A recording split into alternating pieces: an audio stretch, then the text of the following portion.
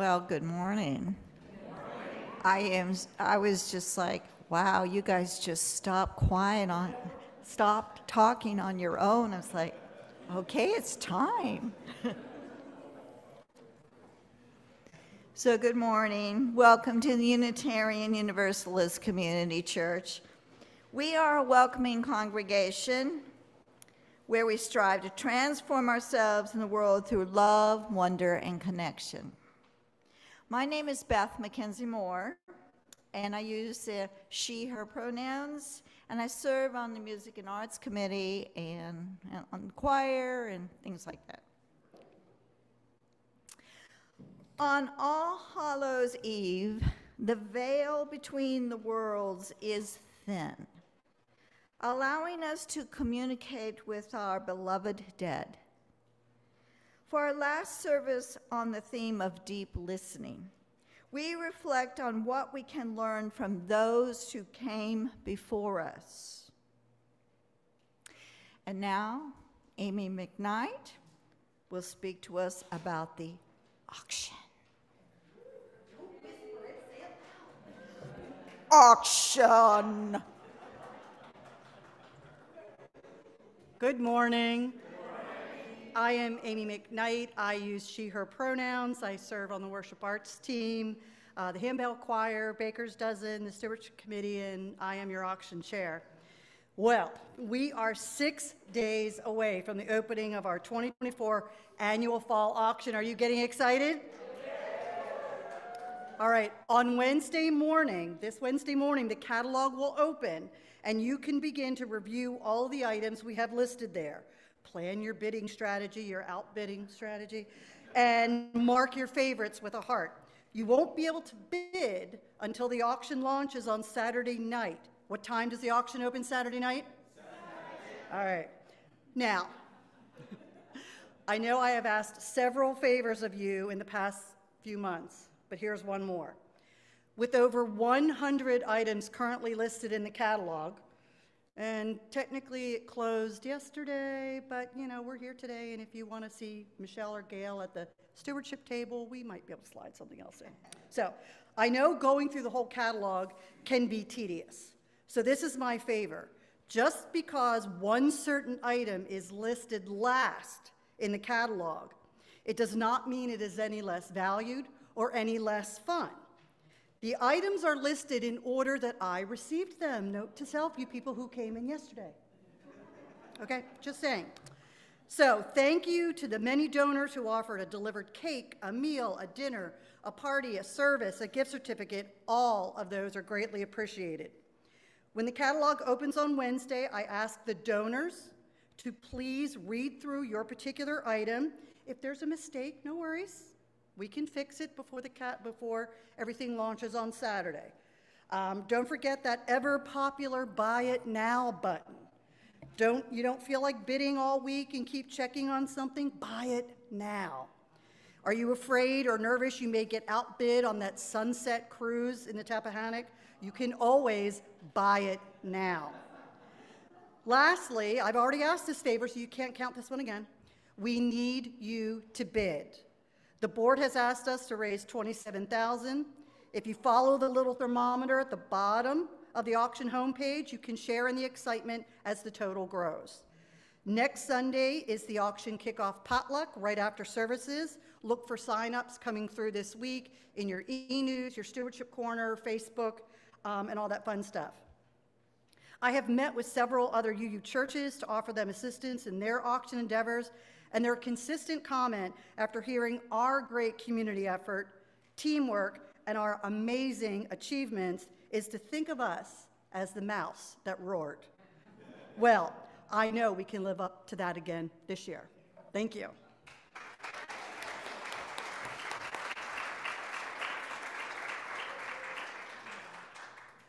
Thank you, Amy. Well, whether you are here for the first time or for the thousandth time, welcome. This is a place where we try our best to be real to one another, to get through hard things together, and to remind ourselves and one another of the values that ground and center us, that motivate and move us. whoever you are, whatever your faith journey, whomever you love, you are welcome here. We welcome all who seek to know the sacred and all who seek to make the world more just. Our commitment is to be together in covenant.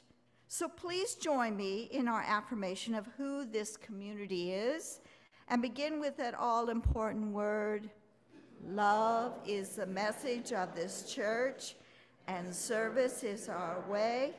This is our great covenant together, to dwell together in peace, to seek the truth in love, and to help one another.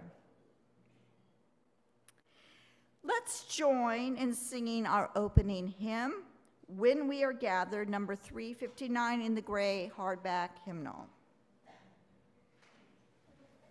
Stand up.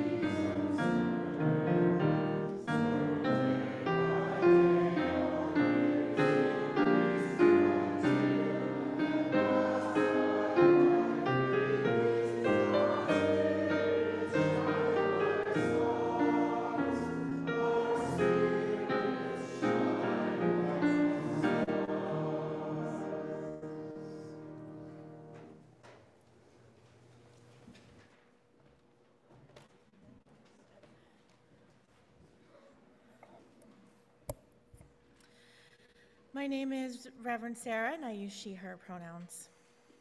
I invite you to join me in saying our chalice lighting words by the Reverend Florence Caplow, and Beth will light our chalice.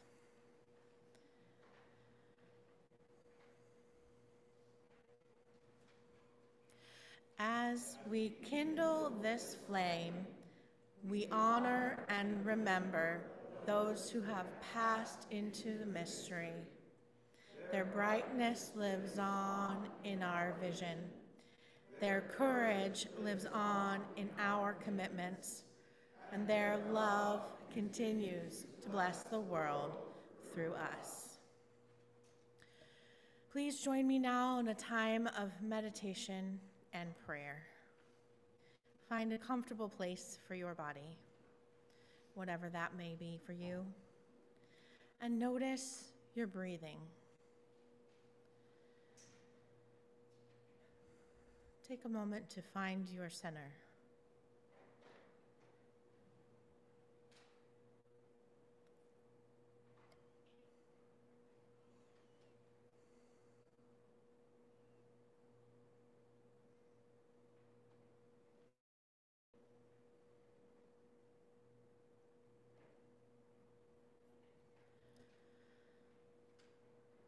For those we love and those we've lost, may we remember their lives, their joys, their sorrows.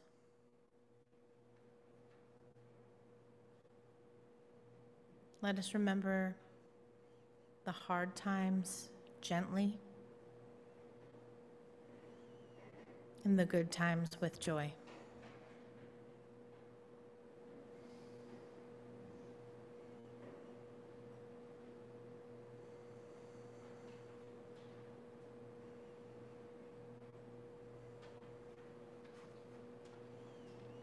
For those who suffer currently,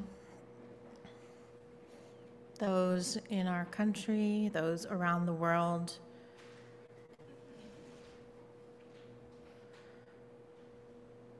Those of us here today who are struggling.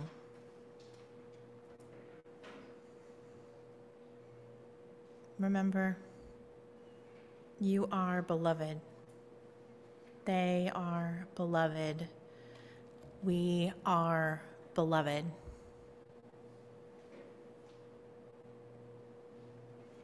Amen.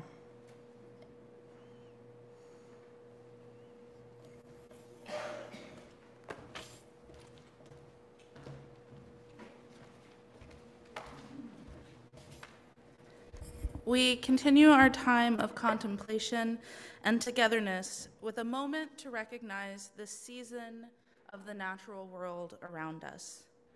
The summer has faded into autumn and is bursting forth with oranges, reds, yellows, and browns. But each falling leaf brings us closer to the coming of winter. Geese are preparing for their journey toward the south. The days are cooler, shorter, and the evenings are suddenly dark.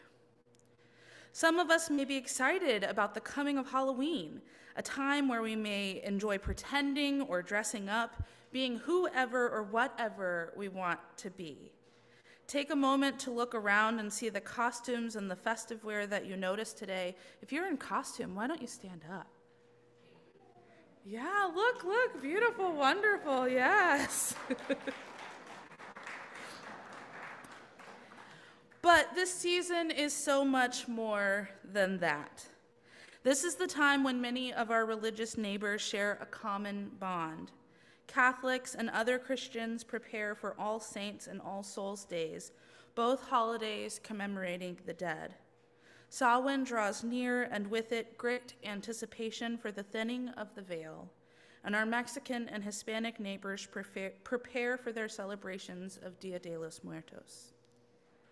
These may not be your tradition or my tradition, but they are relatable to all of us because many of us have lost someone we love, both people and beloved animal family members. And when we love someone and they die, we often miss them and the connection we had with them. That is a sacred connection. And during these celebrations, people try not to be sad about the ones that they have lost. They're happy that they got to know them and that they got to be a part of their life. People tell stories to laugh about the good times, as Reverend Sarah was saying, that they had with the people who are no longer here, and they honor them by showing that they remember them. Each of these celebrations is really a day about love, and I really like that. And we may not be at the grave sites of our ancestors in this moment, but we can still honor those who have gone before us. Some of you have brought something with you today, a picture, an object, a memento, and if you didn't, that is okay. There are pieces of paper available where you could write a name or draw a picture. We have our stones of sorrow and our candles that you may also light. Or you may have simply brought a memory or a feeling about someone no longer with us in your heart. Either way, whatever you have, I want you to take a moment with your object or your thought, whatever it is, your memory, your picture, your something. And I want you to set your intention. You can close your eyes if that feels comfortable. In this community of safety and love, open up your heart to this moment.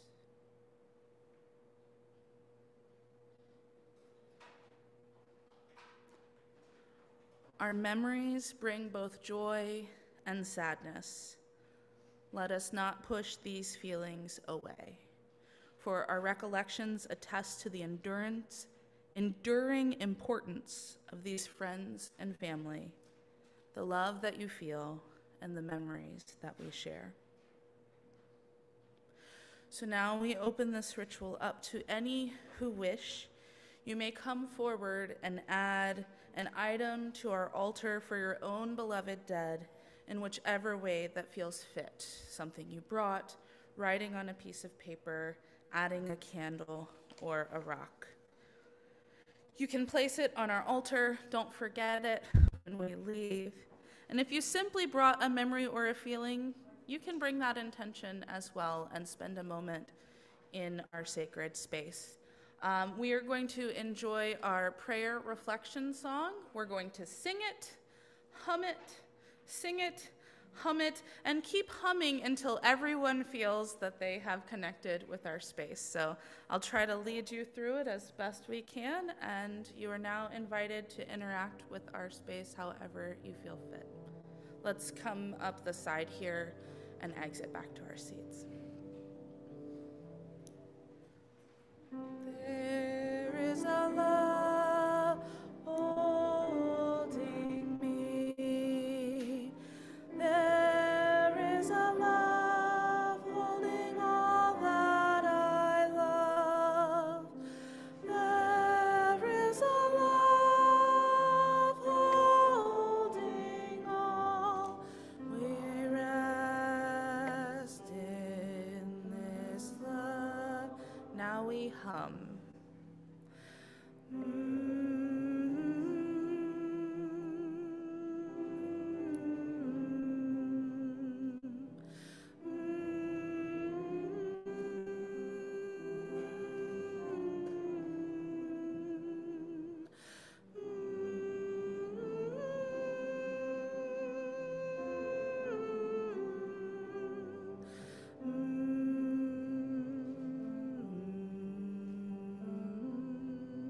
Verse 2. There is a love holding us. There is a love holding all that we love. There is a love holding all. We rest in this love. Hum again.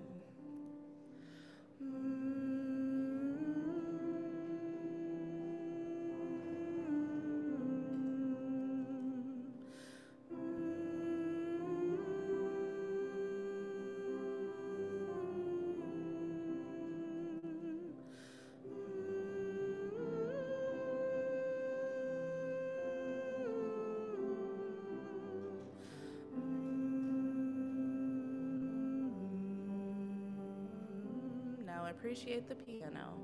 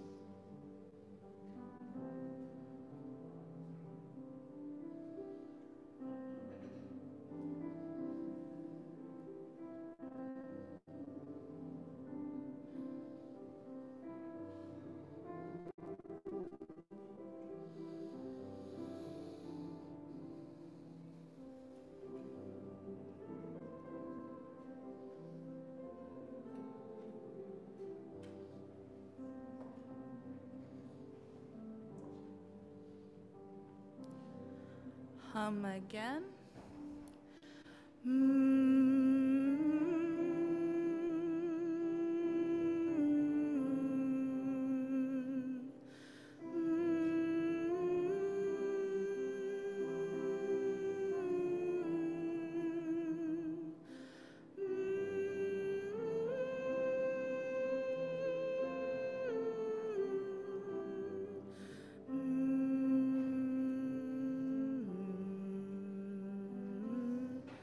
verse 2. There is a love holding us. There is a love holding all that we love.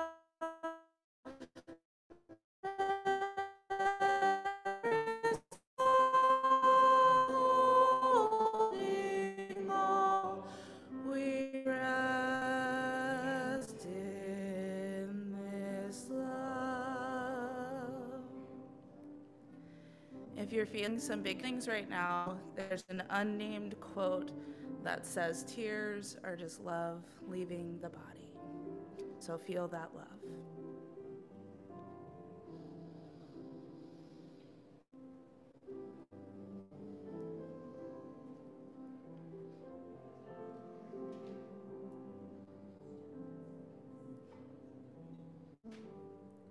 Verse 2, one last time. There is a love holding us. There is a love holding all that we love. There is a love holding all. We rest in this love. May all these brave and lovely spirits live again in our tender thoughts and prove that death and distance are powerless to sever the bonds that connect truly loving hearts. Amen, shalom, and blessed be. And let's head to class.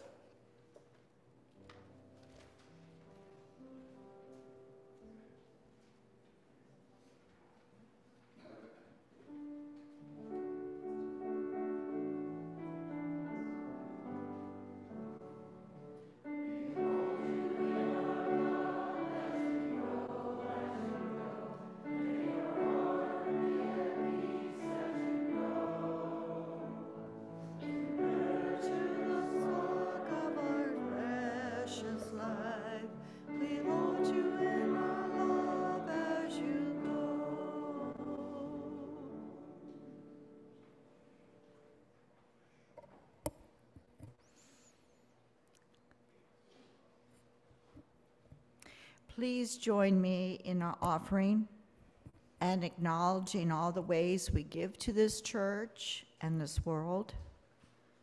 We give because this is our church and we value what it does for us and through us. To our community and our world. Sorry. Today, the Endowment Committee is presenting us with a check from the interest from the endowment to go toward the mission of our church. Bob, you see? And the Endowment Committee will bring it forward.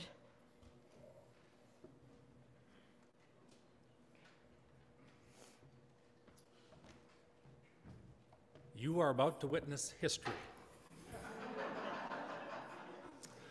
In the 40-plus years that this church has been around, there has never been a grant from the endowment to the church for its use. But today is the first one.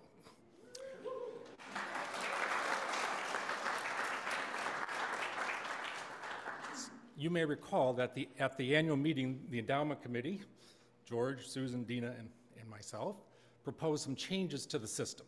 The system was convoluted, it was hard to follow, it wasn't being used very much. We thought it was time to simplify things.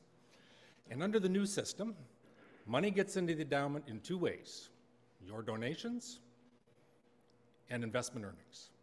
That's it. And it comes out of the endowment in only one way: an annual grant to the Board of Stewards for their use to decide where it goes. Not our job to decide where it goes. It's our job to decide where it goes. So this is the first of what will be an annual grant from the endowment And I'm proud to present a check for $2,576.46.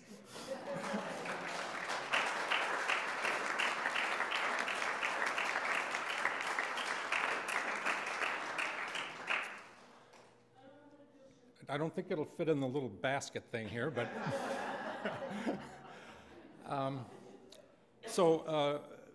you all see money here.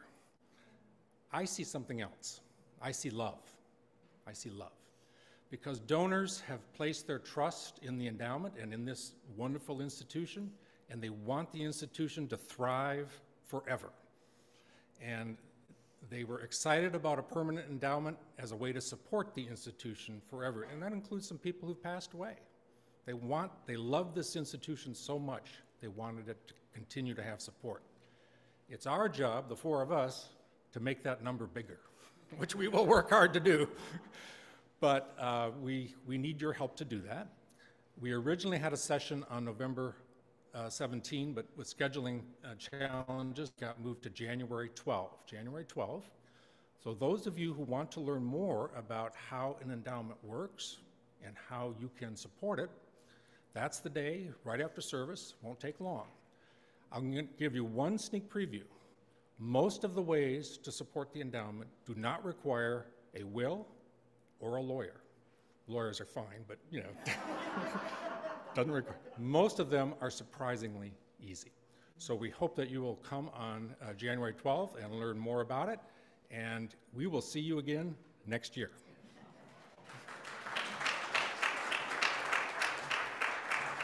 Thank you so much to the Endowment Committee. This is a marvelous moment. Thank you for investing in our future.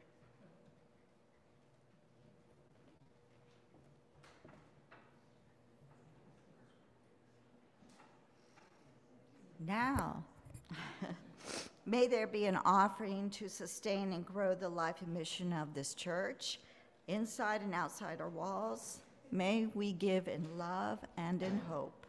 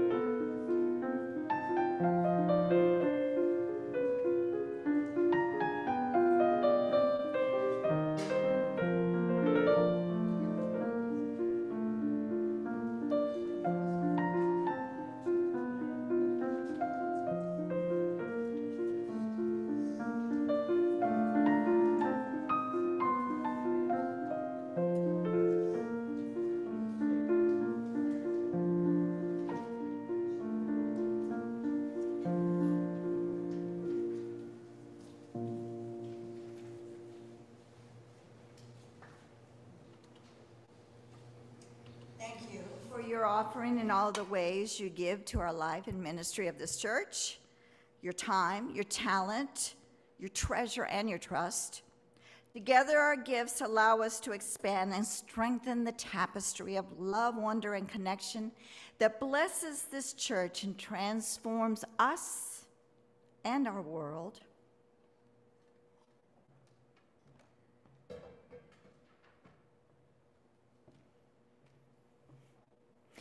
So our first reading this morning is Kind by Leonard Nathan.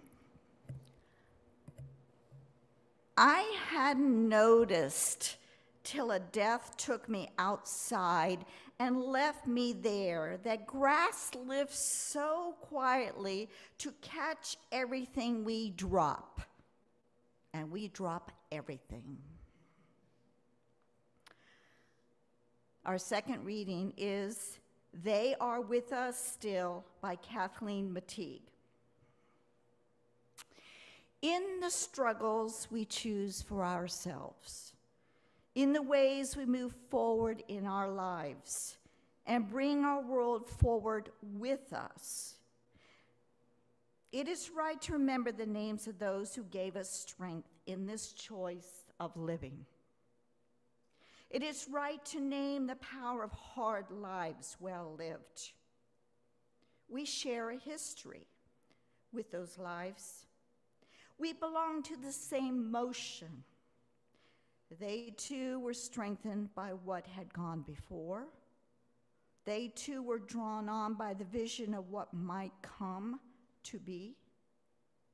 Those who lived before us, who struggled for justice and suffered injustice before us, have not melted into the dust and have not disappeared. They are with us still.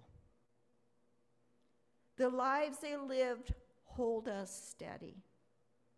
Their words remind us and call us back to ourselves. Their courage and love evoke our own. We, the living, carry them with us. We are their voices, their hands, their hearts. We take them with us, and with them choose the deeper path of living.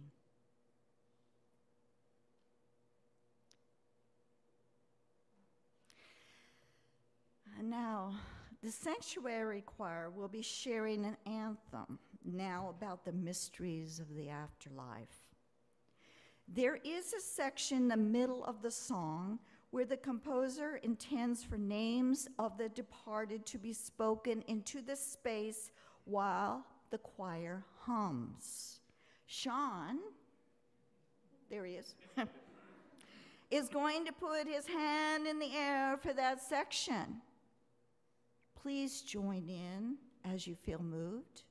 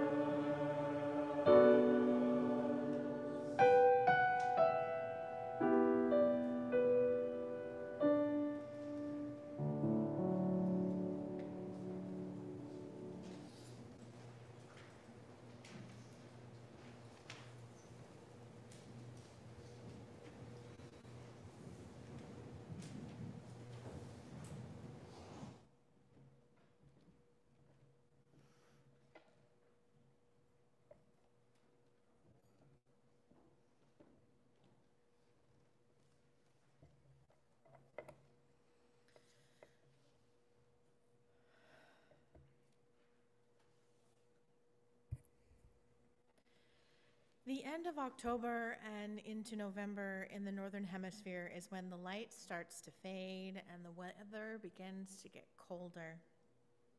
The harvest is done and folks are celebrating their hard work. It's when we start to notice that the natural world is beginning to pull back and it seems like things are dying.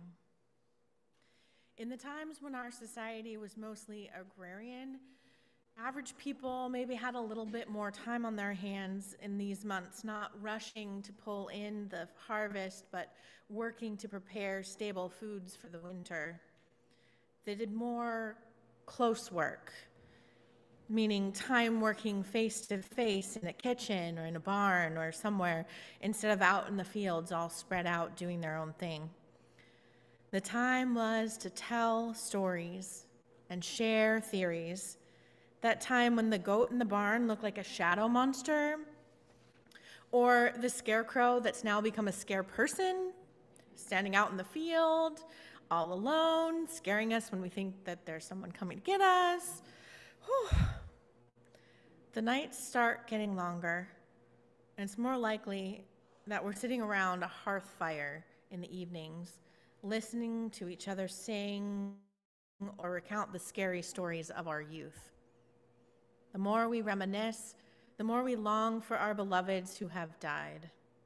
The more we think about them, the more we think we see or hear them when they can't be here. Ghosts and monsters live in the places we cannot see. When there's only firelight, there's more shadows for scary things to hide in. But these times, these sharing our stories and songs and memories over an evening was one of the main ways that our culture has been shared in the times before broadcast media. Stories seep deep into our bones when you hear them enough times over the years. This deep listening becomes learning. The dark fairy tales of the Brothers Grimm were created this way through oral tradition. Grandparents teaching their grandchildren not to stray too far without having a good idea on how to get home. Parents and siblings teaching the younger ones how to stay on the path and be easier to find when they wear their bright red hooded clothing. How to stay out of strangers' houses lest they get angry at you that you've eaten their food and slept in their bed. These tales taught kids to be scared of monsters, yes, but also to be more aware of their surroundings and not to trust strangers with bad intentions. Cultures around the world share in similar practices of storytelling and culture building, passing along critical knowledge through scary stories. The knowledge that our grandparents needed to share with us, our great-grandparents needed to share, our long-gone ancestors who couldn't even dream of the threats that we face every day. They gave us critical, crucial, deep knowledge of how to survive. And as Adina shared, cultures from different parts of the Northern Hemisphere, like the European pagans celebrating Samhain, the American Christians celebrating All Saints and All Souls Days, and the rich culture of Dios de los Muertos, which was mixed from the traditions and traditional Mexican culture and Catholic practices to make a unique and wonderful tradition of celebrating with your beloved dead. All of these cultures believe that in the night, when we listen to our ancestors, we are given over to the past, deeply connected to our history and rooted now for the future. Seems like a good moment to call back to our reading from Kathleen Mateague. Those who lived before us, who struggled for justice and suffered injustice before us, have not melted into dust and have not disappeared. They are with us still. The lives they lived hold us steady. Their words remind us and call us back to ourselves. Their courage and love evoke our own. We, the living, carry them with us. We are their voices, their hands, and their hearts. We take them with us into the future. And the future right now is uncertain. We have a scary, tremendous election just around the corner. The state of world affairs are tenuous at best, and climate disasters keep piling up on us. We don't know what's going to happen. Well, that's not entirely true. We know one thing that's going to happen. As the poet said, I hadn't noticed till death took me outside and left me there that grass lifts so quietly to catch everything we drop, and we drop everything. And we drop everything. We will lose everything at some point, even if that's when we die, because we all die. Okay, I absolutely have to reference Agatha All Along if you're watching it. I promise there are no spoilers. Death comes for us all, says a wise older character. You say it like that's a comfort, says the woman who sits across from her. The older woman shrugs. It's what we all have in common. We all die. It is what we all have in common. It's a comfort to know, is it? Do you feel a comfort to know it's what we all have in common? Not really. The only thing that is certain in this life is death and taxes. The old joke goes, but did you know that taxes only became a thing 3,000 years ago? Death has always been around. It is the only outcome to living. Good or bad, the end will come for us all. It's a devastating realization when you understand it on a visceral level for the first time. That someday you will die. And I think in some ways we don't talk about it enough. The death and dying as a natural process, it's something everyone goes through. Both the dying process and the process of living with someone who is dying. It doesn't have to be scary and confusing. If we talked about it more, it would come out from those shadows in the night into the light of everyday living. Some folks think that we need to face our own mortality every day in order to have a satisfying life. Someone believed this so strongly that they developed an app. For real, it's called the We Croak app. They said, find happiness by contemplating your mortality. They designed the app based on the Bhutanese saying, to be a happy person, one must contemplate death 5 times daily. So, 5 random times through the day, the app will remind you. You're gonna die someday. It's an invitation to live into the impermanence of life. A very Buddhist concept. Life is impermanent. It's full of suffering, but the suffering comes from the holding on to something as impermanent as living. So here we are, miracles of chance and circumstance, given life through the life and death of so many before us, holding on to something worth holding on to. Living a full and happy life is absolutely the best outcome for being born. And forgetting that living is the point, not holding on. The point of living is to be present, to eat delicious food, to laugh with people you love, to experience what there is to experience, and when it's time, to let it go. And in between, to learn all you can learn, to love all you can love, and create all you can create. In this month of deep listening, we are reminded that our ancestors lived and died before us and are part of our living. Their lives can provide us insight into who we are as individuals, as a culture, and as a world community. What can we learn from our families and our personal histories? For generations, folks shared their stories down the family line, and somewhere along that line, we got stuck.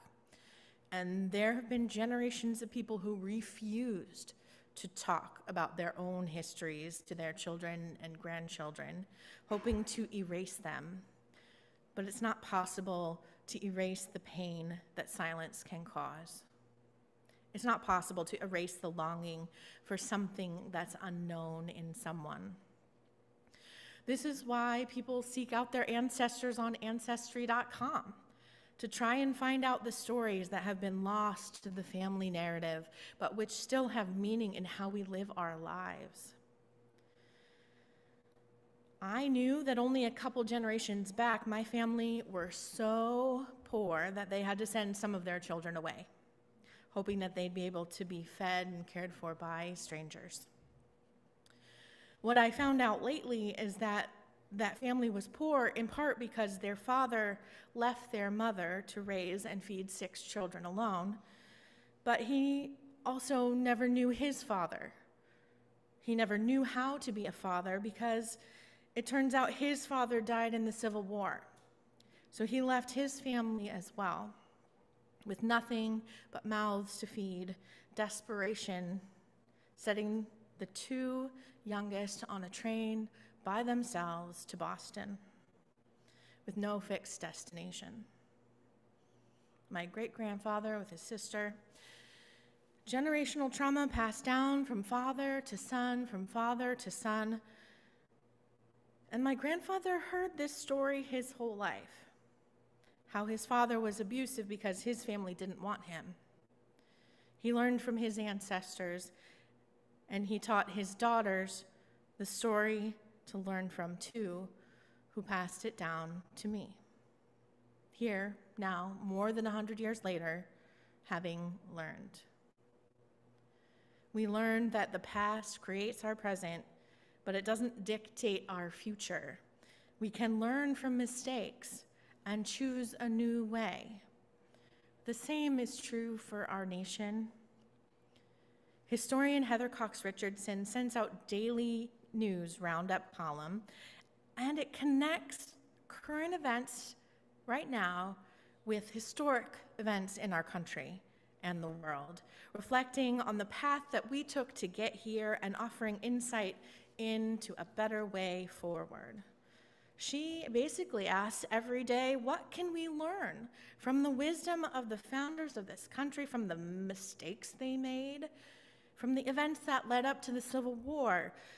We can learn from those mistakes. We can learn from their successes and failures and all of the successes and failures of those who have followed. We need to move forward and make different mistakes, not the same ones we've made time and time again. We need so much to move forward. There's something we need to hear from our ancestors. Is it a message of hope on how to persevere through hard times? Absolutely it is. Is it a message of do better than I was able to do? Of course. But there's more. What do you need to hear? Okay, think about it for a minute. What do you need to hear from your ancestors?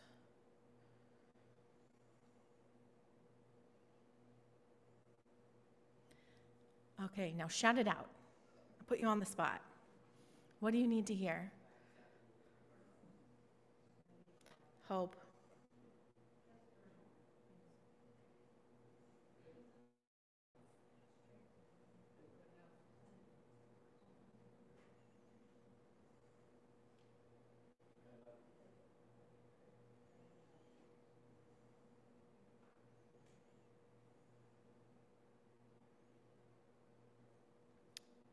Amen. I invite you to rise now in body or spirit to sing this amazing hymn about our ancestors. We are number 1051 in the teal softcover hymnal.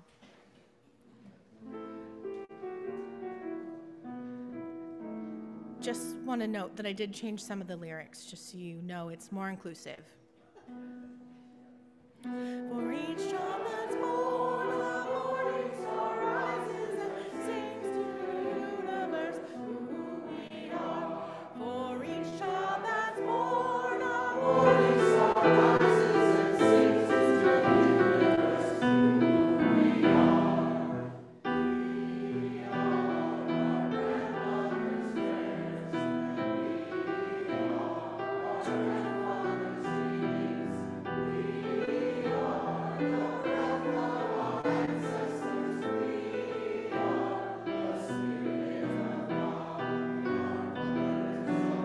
of rage and fathers of time.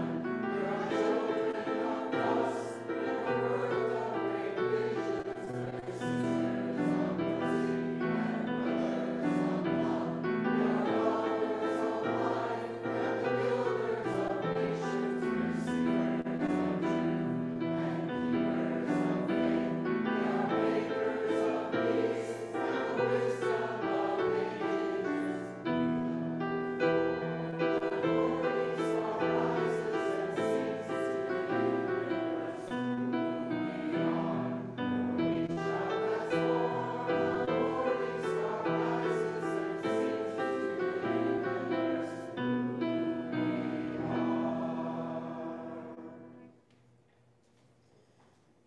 Before we close, don't forget, you are beloved. But also, there's a chili cook-off, and it'll be delicious. And don't forget your pictures. You will be sad if you leave them here, because we won't know who they belong to. So please join us in our closing by reaching out while Beth extinguishes our chalice. Reach out to those around you if you can.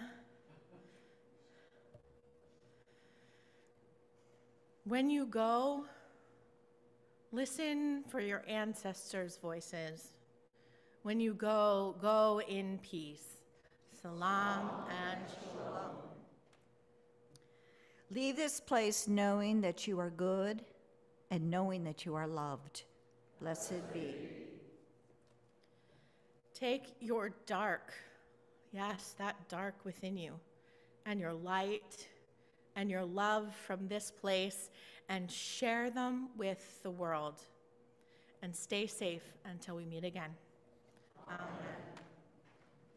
Well, thank you, everybody, and enjoy coffee hour and conversation. Have a great week. And chili.